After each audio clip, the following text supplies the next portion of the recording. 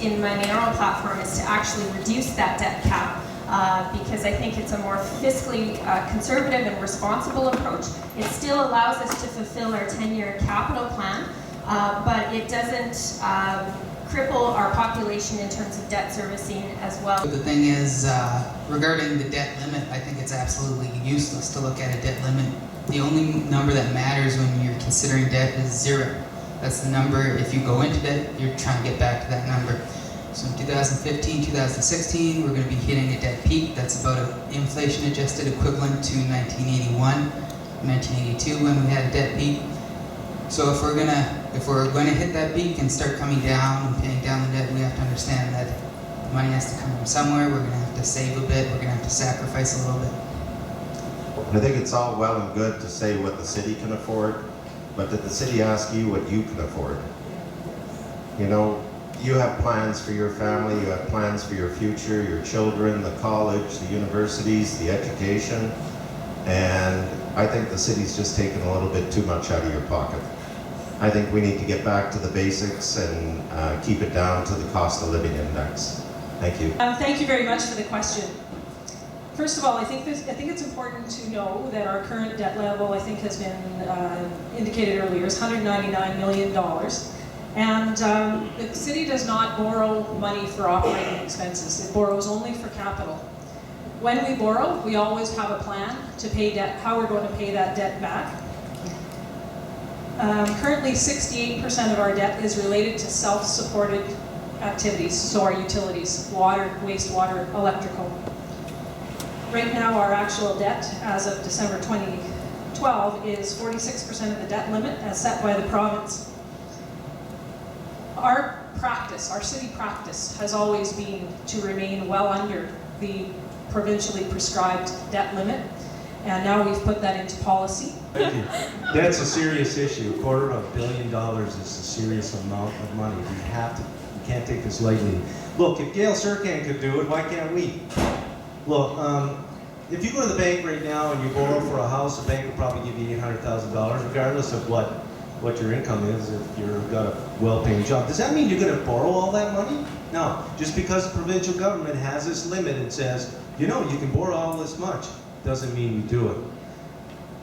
We got to stop following the trend of other municipalities to grow debt. If you take a look at what happened in the US when they all did that, total crash. It's time for us to lead. Remember, a cap, when you hear a cap, it's a ceiling. I gave you an example. It's a total failure. It's a control limit.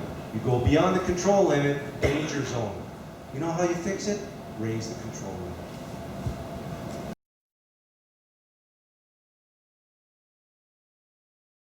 With your self-proclaimed leadership capabilities and the fact we only borrow for capital projects, why have the vast majority of them in your terms in offices continually come in over budget and late on completion, in some cases costing lost revenue?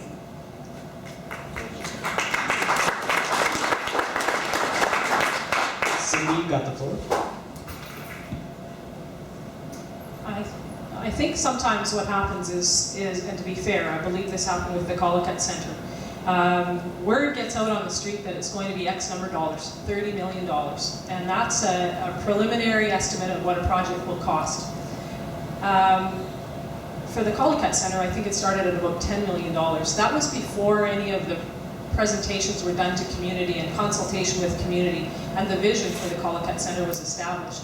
By the time they actually got to the point of building the Collicutt Centre, they knew that it was not going to be a $10 million project, so the budget was never $10 million.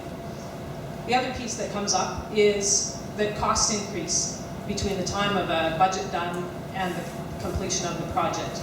And so there's a number of variables that go into that.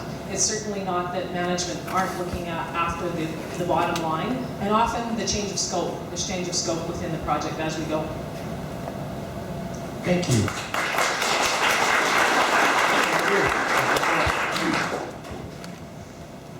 We all support the principle of transparent and accountable government. One of the challenges with public budgeting is, of course, the budget dollars are public. And so when a bid goes out to tender, it's fully well known that those dollar amounts are public. And so the best projections often come in. Sometimes bids come in under budget, sometimes they come in over budget. And then we exercise the decision with respect to whether or not we would proceed with that. I think with your question, Jerry, there are projects that have gone over, and those are exercise votes of council. Sometimes we support them, sometimes they haven't been supported. And then there are other projects, of course, that are under budget, and I know those don't always make the news, but they're under budget, and that's either debt that's not incurred or the dollars go back into reserves so that the public doesn't have to pay for that.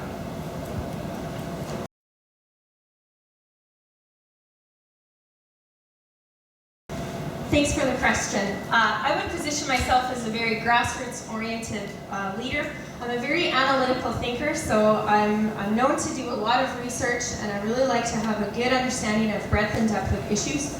I personally believe in building strong relationships, both with our council, city staff, our community, and our regional partners. It's ultimately relationships that get that done.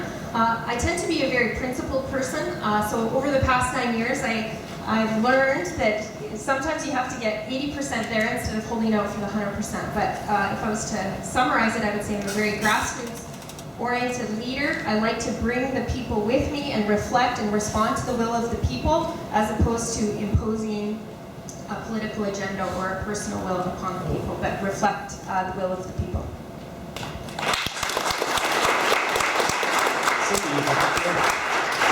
Thank you very much. It's interesting, after the last forum, my campaign team suggested to me that I need to be a little less modest and toot my horn a little bit more. So I'm going to do that, despite the fact that I'm a little bit uncomfortable with that.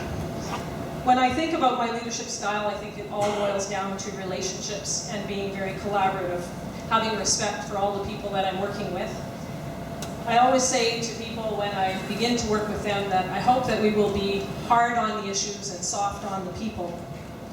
I think one of my traits for sure is to give credit where credit is due and realize that I'm only a part of the success of the team.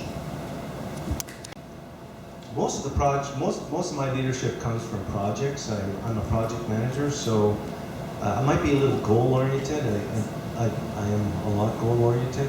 Whenever we have something to do and we come together as a team, there's got to be an end result. There's got to be something that gets done. And you know, if you can rally the people and believe in that goal, then people start to respect what you can do. And you know, everybody has skills and talents that they bring to the table. And if a leader can draw those out and understand who's got the skills that you need to accomplish that task, you will build trust and you will build that respect you need in the team. And let me just mention one thing about a team. I really think there should be a change in the way the team council works and mayor. We gotta work differently, not just representing different areas of Red Deer, but as the whole of Red Deer. And when we make a decision, yes or no, we come out of that room all agreeing. Thank you, Dennis. What will we be doing to address parking issues if we're trying to attract business into tower facilities? And are you directing the question to The who? panel. Yeah. Thank you. Dennis, can you go on the floor, please? Well, you got me, because I really didn't think about that particular problem. Yeah, and it is a problem, I guess, you know, with that big tower that's down there and all the parking that's there. Look, honestly, I'm just going to tell you right now, I don't have your answer, but I know how to get it. You get the right minds together, you get the city planners together, you get all the stakeholders required to make a decision, and you put them together and you set a goal and you find out what's there. There's tools to do it, there's brainstorming. It's interesting that you ask a question about parking. I spoke with a businessman in Edgar Industrial recently, and he said, you know, we really want better transit service out here because we need to buy another lot to provide parking for our staff. And actually, I'd rather subsidize their bus transportation out here. So we're beginning to shift how we look at parking and how we look at dealing with those problems and the amount of money invested in parking spaces, which I think is a positive thing. Certainly encouraging businesses entities who are building towers to build some parking. The parkade, as you know, is there, but it's now filling up. And encouraging alternative transportation, dare I say bikes, in this sort of tongue-in-cheek bikes. And And those other options, I think, are a reality for us. If you're working within the downtown, hopefully we make it easy for those other options to occur. Currently in the downtown zoning C1, there is no parking requirement. But however, the land use bylaw is always under review, and so of course, if we need to revisit that as our downtown revitalizes, then we can absolutely do that. With respect to underground parking, obviously that's a substantial increase, and we don't want to disincent private sector development. But I think part of the answer is the existing downtown parkade has capacity in it. So it's incenting downtown staff who use on-street parking. If they would park at the parkade, that would actually free up on-street parking for clients for your business and other scenarios like that. I've been an advocate of parking. When we built the spray park, I personally said if we're going to build an amenity, it's important that we at least have provision or review it at the outset, because different amenities will have different parking requirements instead of whitewashing it all in the C1 zone. Root cause of crime. Well, you can think of many things. You can think of despair and hopelessness and depression. If I really think about the root cause of crime, I'd have to take a theological slant on this. I'd have to go to what the Bible says. It says basically the love of money is the root of all evil. So when you come to crime, it's money. And if you want to attack crime, you attack them in the pocketbook. And if you tell the people or the organizations who want to set up criminal organizations in our city that you're not going to do business here because you're going to go broke, and we have the police and we have alert teams and those around to take care of that, they'll go somewhere else. It's all about money, folks. Thank you. Does anyone want to- Here you got the floor.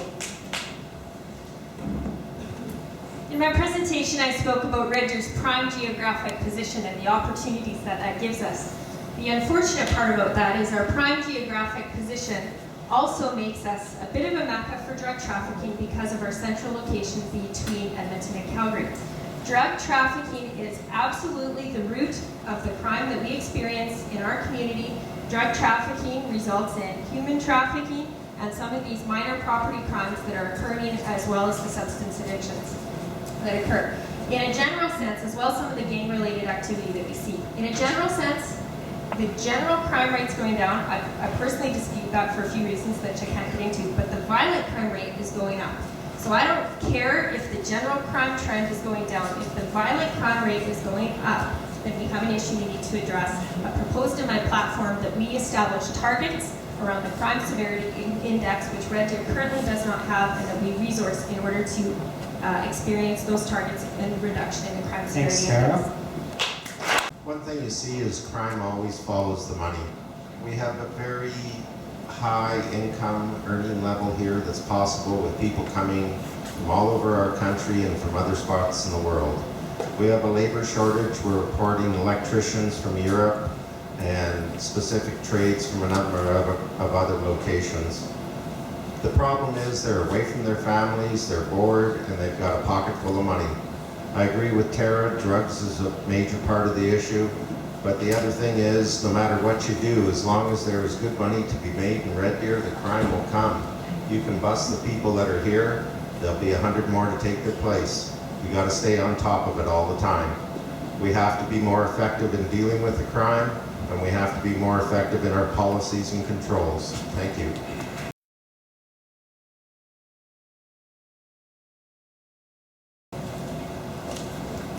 Over the past few years, we've really tried to bridge the north and south in our community. I supported the skate park. That was one of our Centennial Capital projects. We've actually got a lot of mileage. That's a good example how a fairly nominal capital investment can actually go far in the community instead of building some of the larger recreation facilities. I personally think that the expansion on the Dawes Center, if Red Deer is successful in the 2019 game bid, then we will need to proceed with that. There is a need for the additional rink in the Dawes, but of course that would just be subject to the broader capital plan.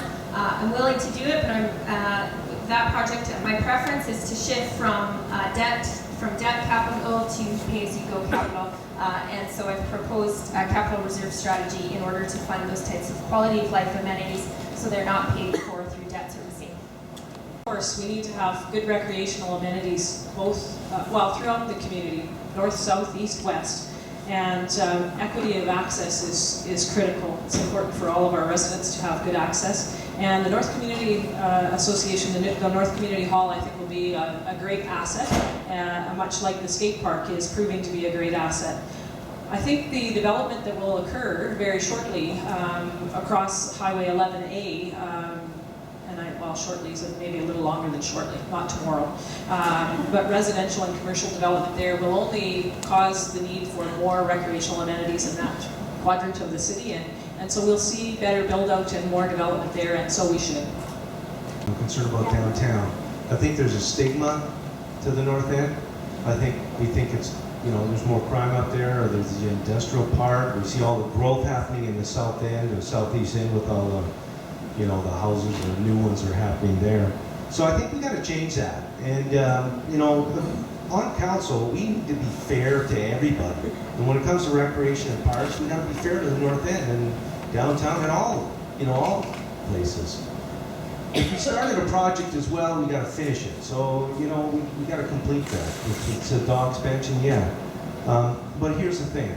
If somebody up here is telling you they're going to spend money or promising you're going to spend money, don't believe it. We have priorities, and there's only so much money in the pie, and we got to be fair about distributing it all to everybody. Right now, Recreation, Parks and Culture is the biggest department in Red Deer, 46 million. Thanks, Dennis.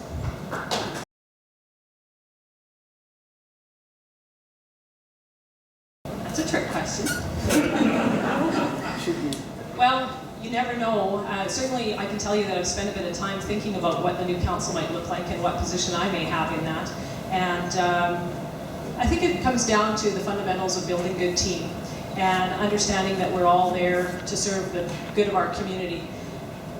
Individuals bring good things to the table, and we need to encourage their voice to be heard. We also, I think if we had a number of people who came from a similar perspective on council, we need to do what we could to encourage them to broaden their viewpoints and bring different views to the table so that we are making the best decisions possible. Working together would be a challenge at first, but we'd get there. I've said at the outset of this campaign that whomever the public decides to put there, I'm more than willing to work with whomever the public chooses. I've worked on 3 councils now.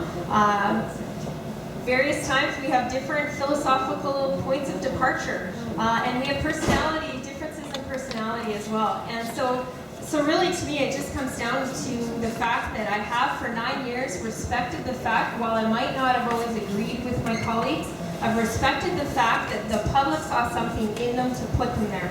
So regardless of whomever the public puts there, whether it's a slate or otherwise, I'm willing to work with whomever. I think that key is leadership ability and one who can win the respect and cooperation of their future colleagues. I have a demonstrated ability to do that. I've had 9 active years on council and have been able to get unanimity on motions because of my ability and willingness to work with people from different political Thanks, standpoints. Sarah. They're individuals. I mean, just because they have a party affiliation, I look at them as kind of like, well, if they're American, they're Republicans. If they're Canadian, they're conservatives. But, they have this common thread that doesn't bother me at all.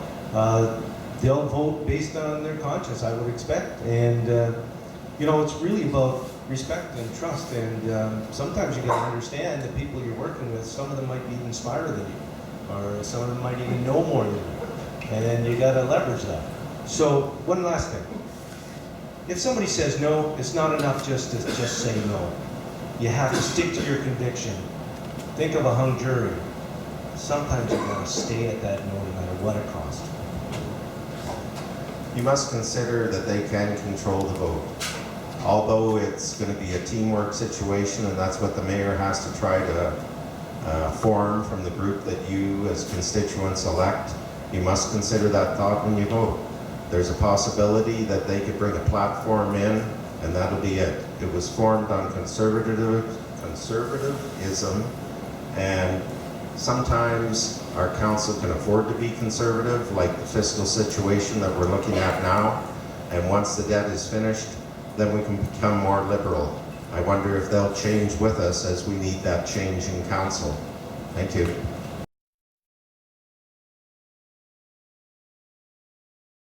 Much. In fairness, since the question or the comment was made, I appreciate the opportunity to just respond quickly. We know that this current generation of children is the first generation that will not outlive their parents due to health problems. Often those are related to obesity. Heart and Stroke Foundation just mailed out yesterday, Community Design and Heart Healthy Children and Youth. What can you do as a municipal councillor to help with the situation? Bike lanes, community design, building walkable communities is all part of that equation.